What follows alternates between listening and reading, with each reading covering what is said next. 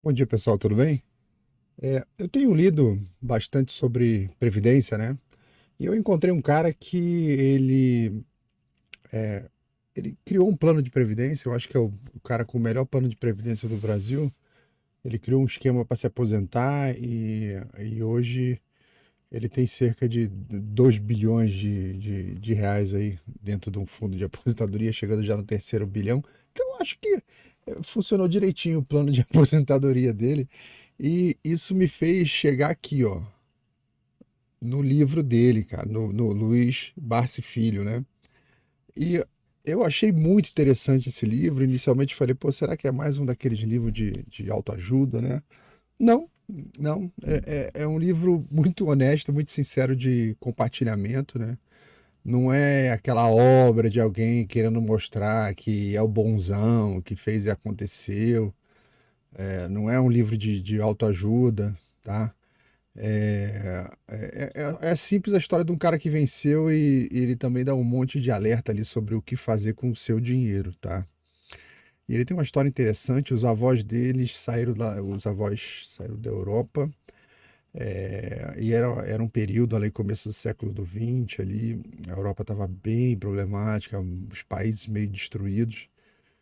E eu nunca tive assim, embora tenha lido bastante sobre história, a gente lê sobre guerra, sobre as desgraças e tal, mas tem uma frase aqui no livro dele que me deu uma dimensão assim um pouco mais precisa do que o pessoal, o imigrante que chegava aqui, né? O que ele passou, né? Porque tem várias histórias de imigrante passando muito aperto aqui no Brasil e eu sempre me perguntei por que ele saiu de lá? Você está sofrendo tanto aqui? Será que ele não quer voltar? Não, ele não queria voltar. Queria continuar aqui, mas o que será que aconteceu lá de tão grave? Nem todos eles contavam. E ele fala o seguinte: que o avô materno dele, ele saiu da Espanha, lá da região de Granada, e eles lá eles não tinham casa, tá? Agora, olha a descrição que ele deu. Eu queria que vocês pensassem o seguinte: ele falou que os avós deles moravam numa cuenca. Que é uma cuenca? É um buraco numa pedra.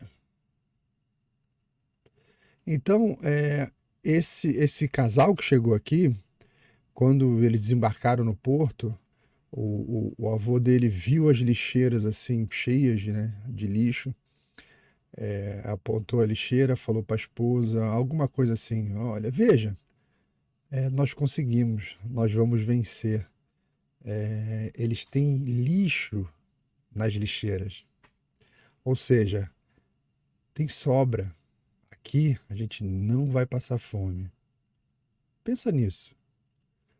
Né? Olha que situação. Eles estão vindo de um país onde eles moravam num buraco, numa pedra, e nem as lixeiras tinham lixo. Então você não tinha nem o que catar. Beleza, o avô dele seguiu com a vida dele lá, tal, o pai dele nasceu, ele casou depois e o Barsi nasceu, né, que é o autor desse livro, que é o autor desse plano de previdência fantástico. Só que quando ele tinha um ano, o pai dele morreu. E o avô mandou a mãe dele embora, que eles moravam todos num cortiço, todo mundo junto. Mandou a mãe dele embora porque quem morreu foi o filho dele. Nora, ele não era considerado filha, era uma vida bem mais dura, né? E ela foi embora com o garotinho Barsi, né? Porque tinha que liberar o sobrado que ela morava lá para alugar, para ter renda, né? Então, a mãe acabou criando o Barsi sozinho. Cara, que guerreira. Vou falar já já da mãe.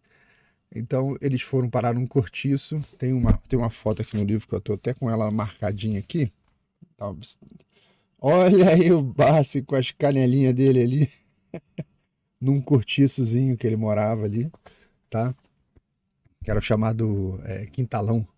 E ela não tinha ninguém para que ficasse com ele durante o dia, né? Ele ficava lá com as outras crianças. Esses cortiços eram meio quase que falar condomínio fechado é sacanagem, mas era o pessoal ali, um aglomerado, o pessoal todo mundo junto ali, acabava um ajudando o outro, né?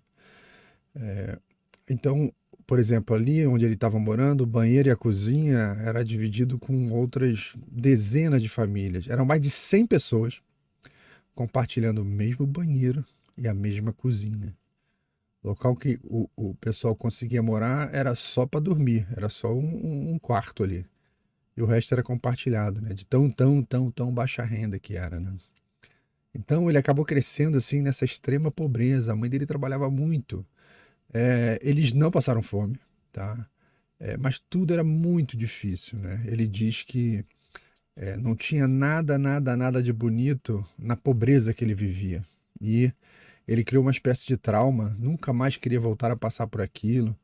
O foco dele sempre foi permitir que nem ele nem a mãe passasse por aquilo de novo, né? Que ele não sofresse de novo. E eu entendo bem o que ele está falando.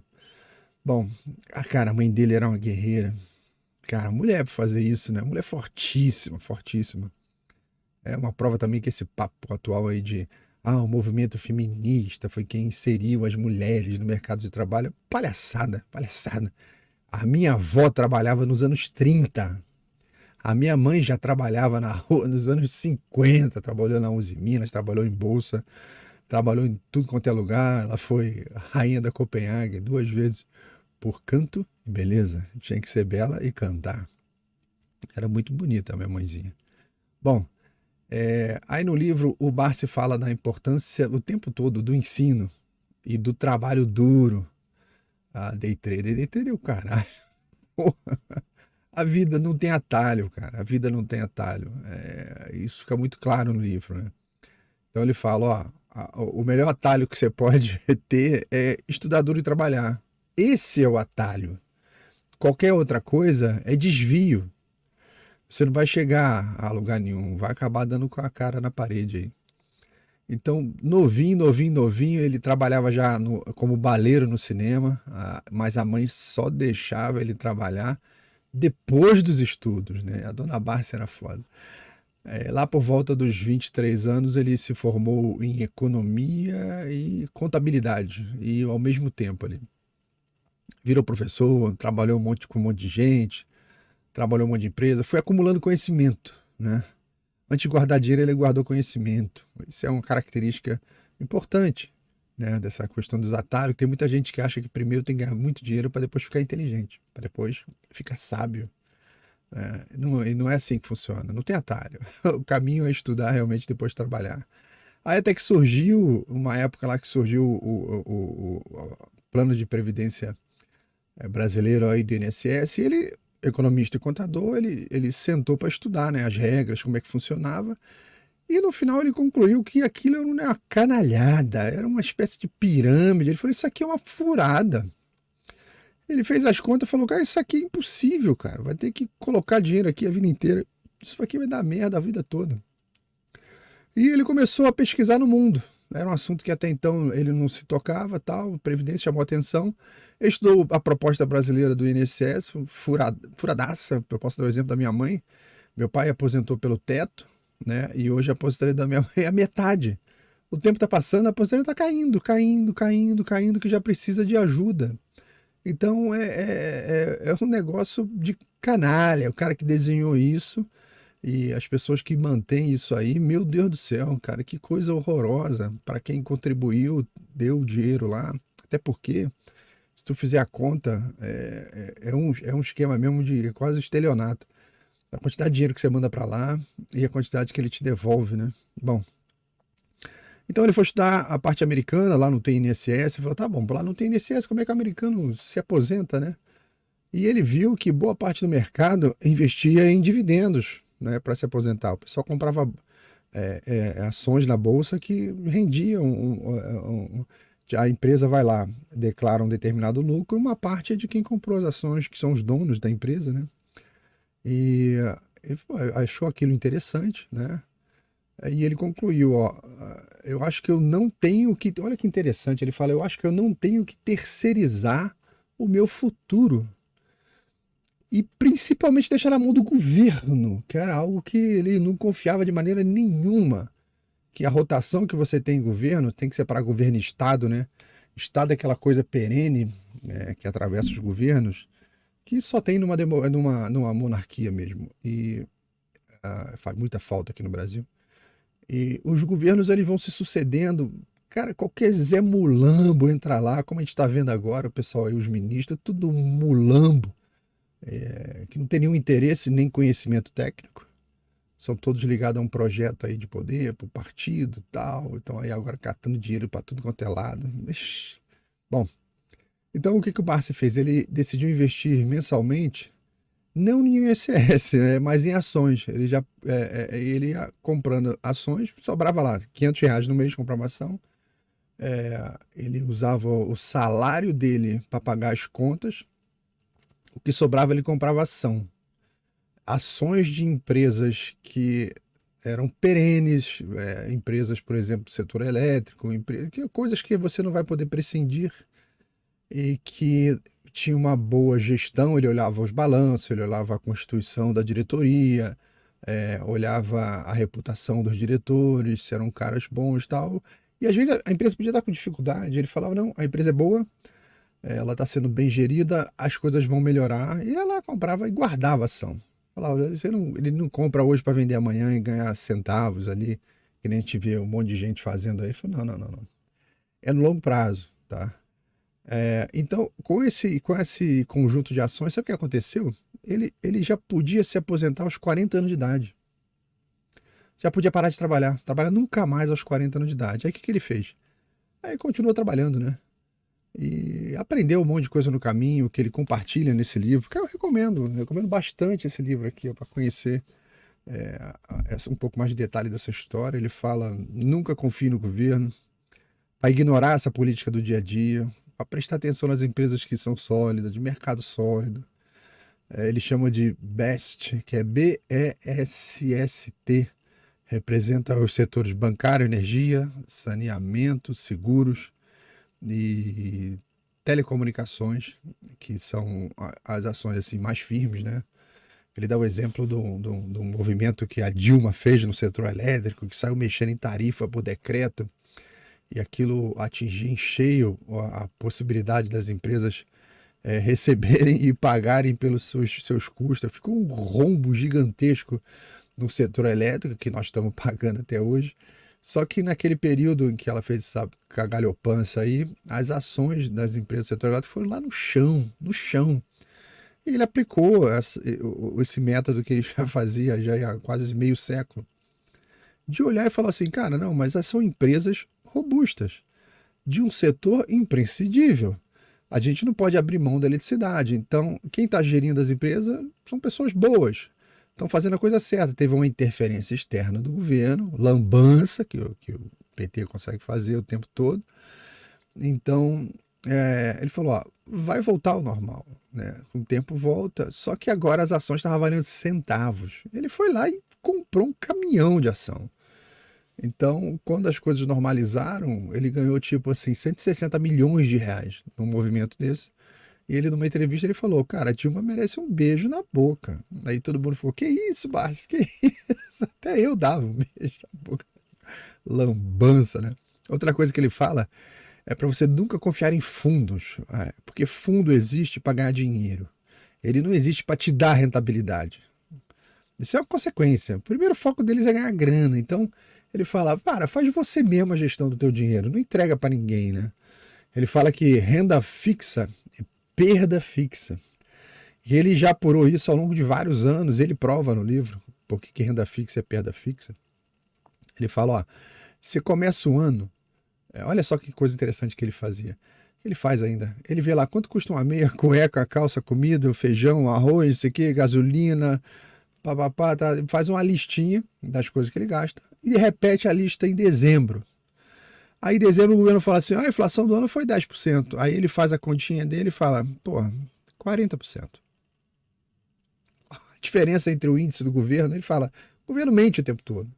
Ou dá informação errada, às vezes não é intencional, mas falou, a inflação real é o que sai do meu bolso. Então, eu não posso pegar uma aplicação de renda fixa que me retorna a inflação, porque o índice de inflação do governo é furado. Eu estou perdendo dinheiro. Eu estou garantindo a rentabilidade de quem faz a gestão do fundo, que vai investir em outras coisas, aquele dinheiro vai ganhar grana, mas ele vai me devolver uma perda fixa. E se ele me devolve só a inflação, eu perdi dinheiro.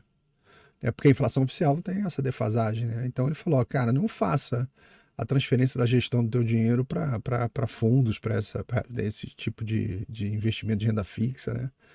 Então, essa maneira própria que ele criou de investir, sempre olhando as boas empresas, os mercados sólidos, compra na baixa, guarda sem pressa. Ele não tem nenhum compromisso com a venda.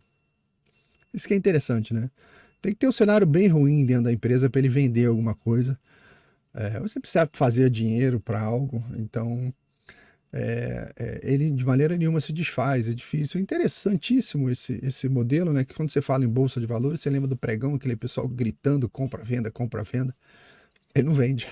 Ele pegou, a ação é boa, está dando dividendos, está dando uma rentabilidade ali trimestral, semestral, ele, beleza, fica aí. Então, outra coisa interessante da personalidade dele é um cara que, no primeiro momento, você fala assim, baita do pão duro.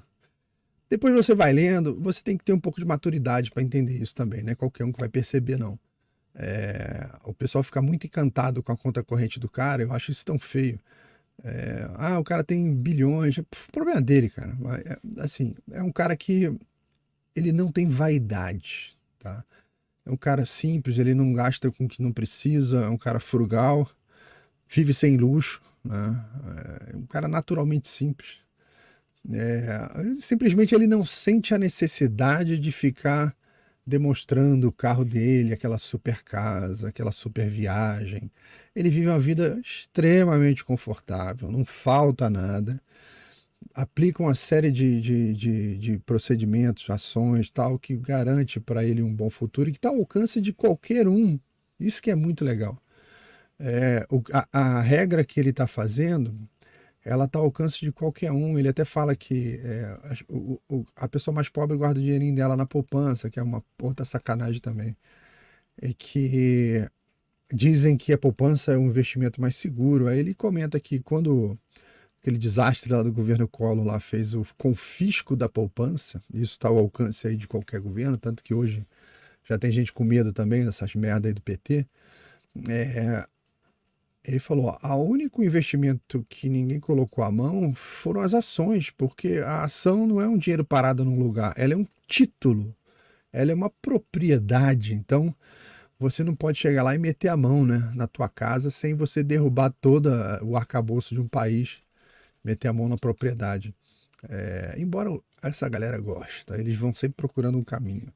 Então, o Bassi agora está chegando, está indo rumo aí ao terceiro bilhão dele, né?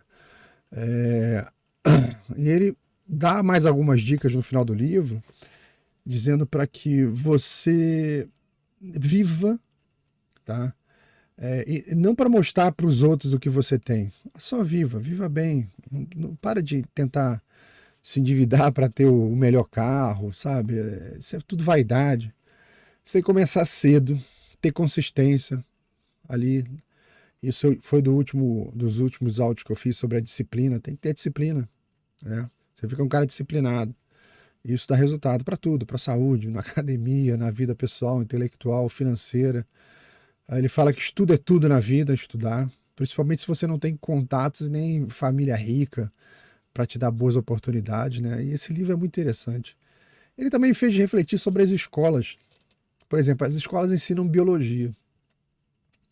Quantos alunos ali numa escola serão biólogos? A escola ensina muita matemática, em vários níveis, né? Quantos alunos ali serão matemáticos, né? Vai precisar daquele nível do que foi ensinado. Eles ensinam várias matérias, e sempre assim, muito distante da realidade das pessoas. Acaba que a gente que já foi criança, né? A gente sabe, a gente acaba esquecendo tudo que passou e aprendeu lá na escola. Mas me diz uma coisa, quantas dessas crianças de uma sala qualquer, vão ter que lidar com a gestão do próprio dinheiro? Quantas aulas elas têm disso? Zero. É muito raro, uma escola ou outra que tem um pouquinho de educação financeira doméstica, né? Não tem essa coisa pessoal de você... Imagina, na escola você já ensinar para as crianças o que é um bom plano de Previdência, o que você deve fazer ao longo da sua carreira. Não tem nenhuma que faz isso, né? Você vai lá estudar pra caramba física, nunca vai usar aquilo na tua vida, mas 100% dos alunos daquela sala vão ter que lidar com a sua aposentadoria, vão ter que lidar com o seu salário, vão ter que lidar com despesas, e não se ensina isso, né? Não tem a aula de previdência na escola, zero. Quantas terão, por exemplo,